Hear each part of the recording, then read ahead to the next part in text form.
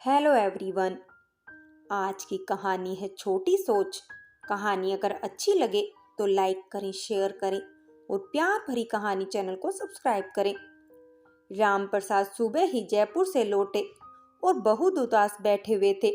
उनकी पत्नी सरोज देवी उनके समीप बैठी उन्हें समझाने का प्रयास कर रही थी। वो उनकी तकलीफ अच्छे से समझ रही थी कि बात इतनी भी छोटी नहीं जो भूली जा सकती थी। कब तक चिंता में डूबे रहोगे संदीप के पापा? चलो अब कुछ खा पी लो। हमारी किस्मत में यही है, अब यही सच है। साड़ी की कोर से आंखों को पोंछती हुई सरोज बोली। सरोज, मैंने कभी सपने में भी नहीं सोचा था जिस बेटे की इच्छा पूरी करने के लिए मैंने अपनी जिंदगी की पूरी कमाई लगा दी, वो आज मुझसे ऐसी बातें करेगा।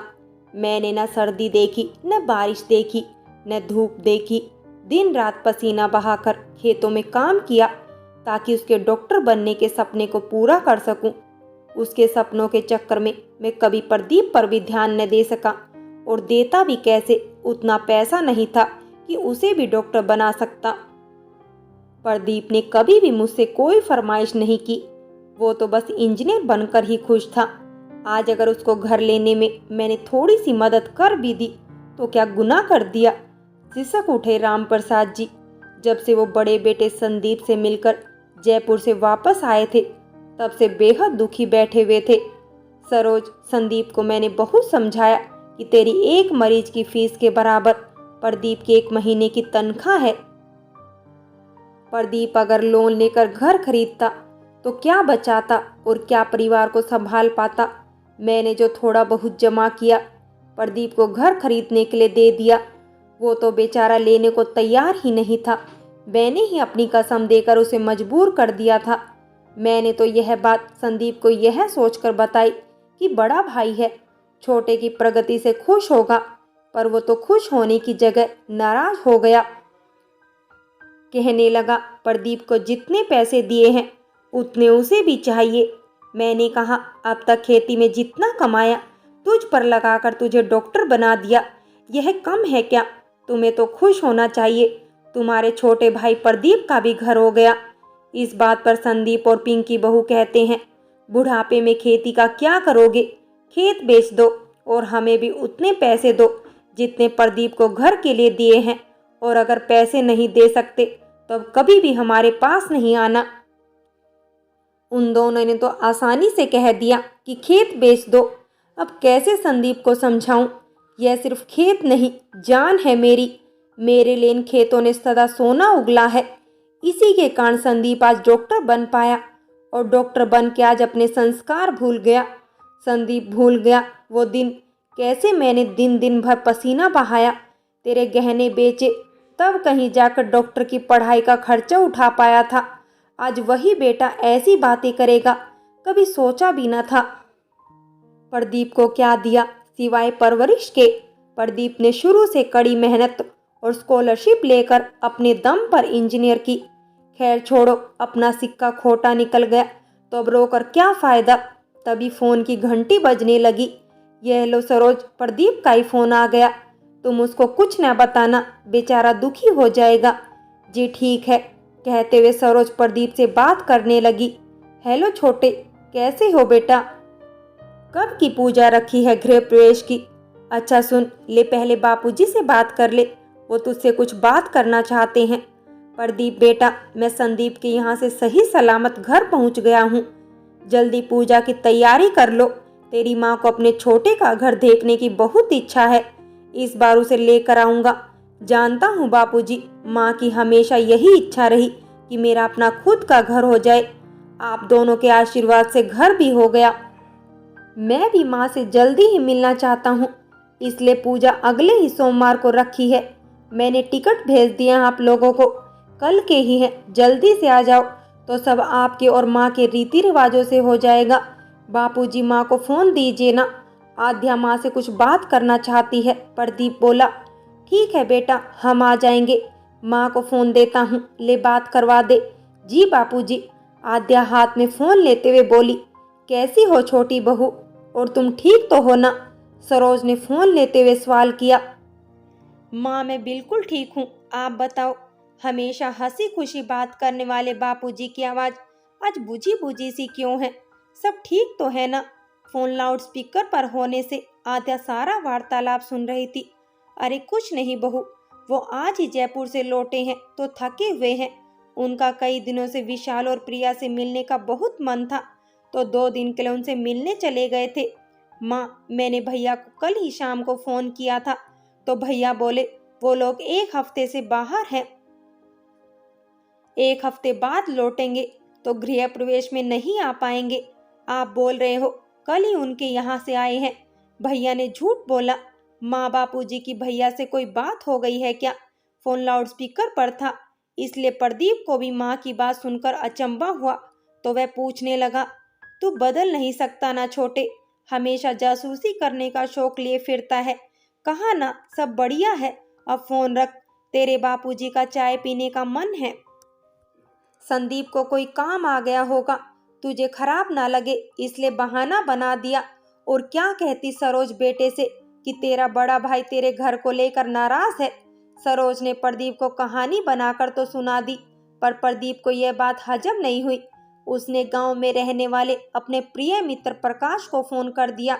अरे प्रदीप, मेरे यार कैसे याद आ गई, शहर जाकर तो भूल ही गए हो तुम हमको। अरे कैसी बात करते हो प्रकाश, मैं तुम्हें कैसे भूल सकता हूँ यार।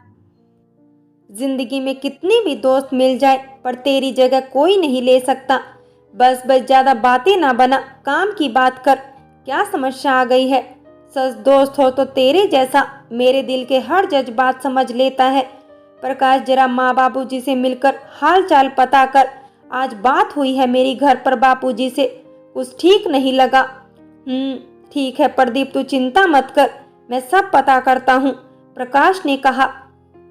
और सुन प्रकाश, कल तू भी आजा बीकानेर, माँ बापूजी को लेकर। मैंने अपना घर खरीदा है, उस उपलक्ष्य में मैंने छोटी सी पूजा रखी है। तेरी भी टिकट भेजी है बापूजी के फोन में, इसी बहाने तुझसे मिलना हो जाएगा। प्रदीप बोला, ठीक है, तू चिंता ना कर, मैं आ जाऊंगा, प्रकाश ने कहा। राम प्रसाद सुबह उठकर खेतों में टहलने चले गए। अब खेती तो कर नहीं पाते थे, उम्र हो गई थी। 2 गरीब लड़कों से अपने खेतों में काम करवाते, बदले में 2 वक्त का खाना, रहने के लिए जगह और मेहताना देते थे। राम और श्याम दोनों ही अनाथ और किस्मत के मारे थे, भूखे प्यासे रोजी रोटी की तलाश में दर दर भटक रहे थे।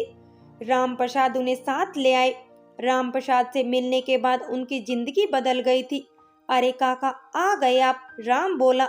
यह देखो, इस बार हमारे खेतों ने सोना उगला है, गेहूं की फसल बहुत बढ़िया हुई है। मौसम मेहरबान रहा तो जल्दी ही कटाई शुरू कर देंगे। सच बताऊं काका, जब से अपने हाथों से खेतों में काम करना शुरू किया है तब से धरती से प्रेम बढ़ गया है।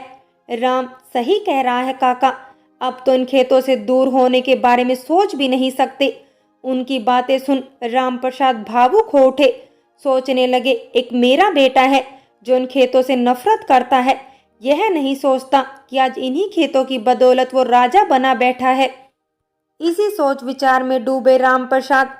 चरण स्पर्श, चाचा जी कैसे हो, जयपुर से कब आए? प्रकाश ने पैर छूते हुए पूछा। बढ़िया हूँ बेटा, आज ही लौट कर आया हूँ। तू अपनी सुना, घर पर सब सही है? बच्चे, बहू और गिरधर भैया कैसे हैं?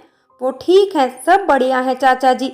प्रदीप से बात हुई थी, उसने कहा कि मेरी भी टिकट आपको भेजी है। यही कहने आया था कि कल मैं भी प्रदीप के गृह प्रवेश के लिए आपके साथ आ रहा हूँ।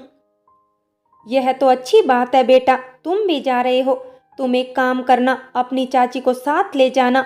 मेरी तबीयत थोड़ी ठीक नहीं है, मैं नहीं जा पाऊंगा।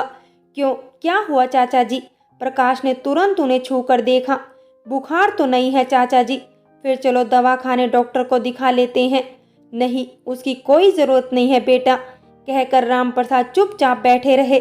चाचा जी, कोई परेशानी है तो मुझे बताइए, भरोसा रखिए, मैं किसी से कुछ नहीं कहूँगा।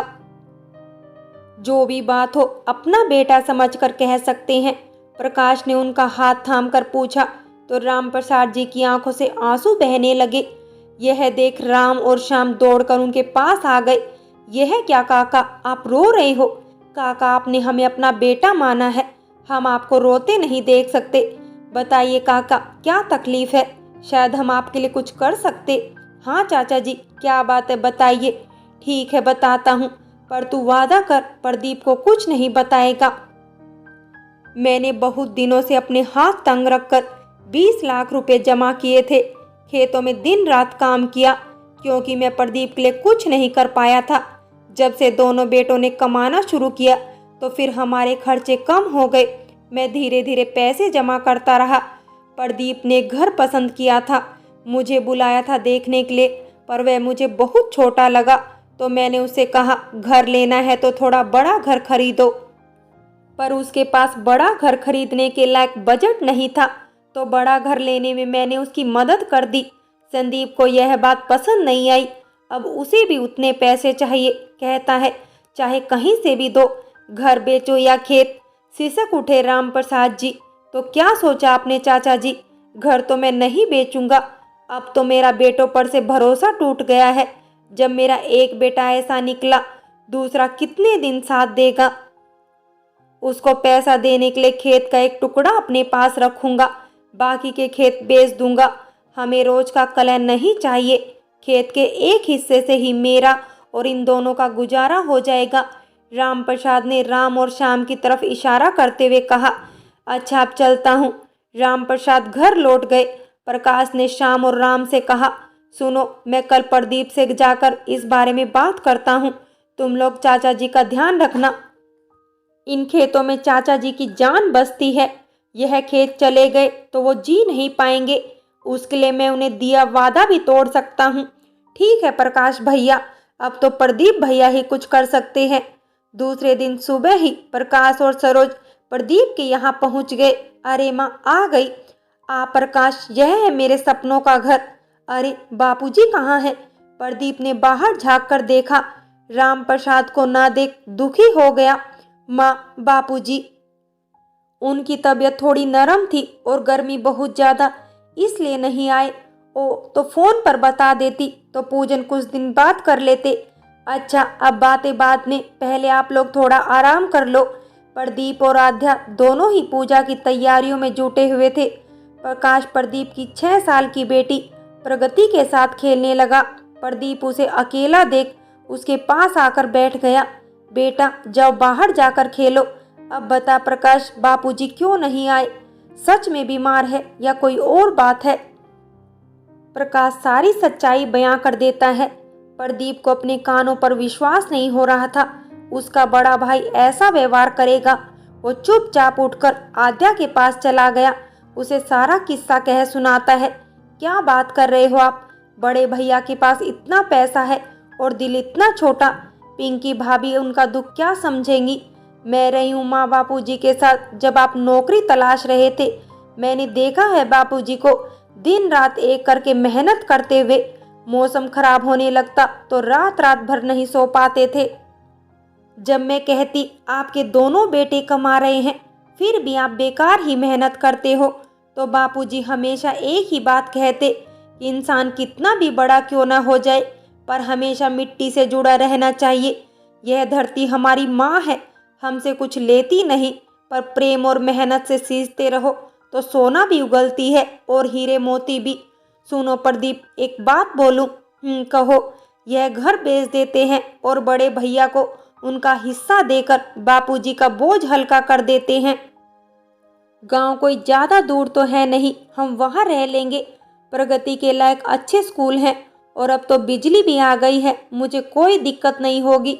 प्रदीप घर तो हम फिर भी ले सकते हैं, पर बापूजी के खेत चले गए तो बापूजी जी नहीं पाएंगे।